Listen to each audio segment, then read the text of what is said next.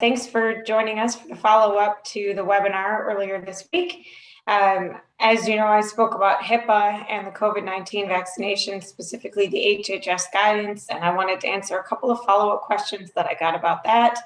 The first one that I want to address is whether or not employers can ask a potential employee or an applicant if they have had the COVID-19 vaccine. Yes, they can. That's something that they can ask during the application process.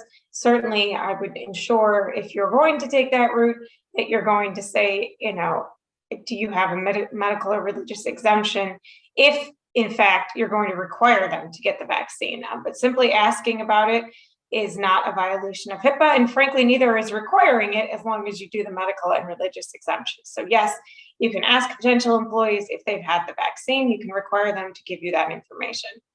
The other question I got about HIPAA is, does HIPAA cover a negative COVID test if we ask our employees to tell us if they have had a negative COVID test? No, HIPAA does not cover that information.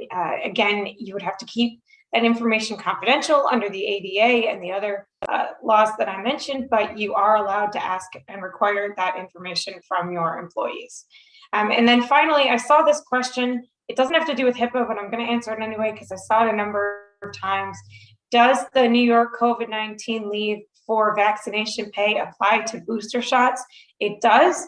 That law would definitely apply to booster shots. And like with the initial vaccinations, the employee can receive up to 4 hours of leave to receive any and all booster vaccinations.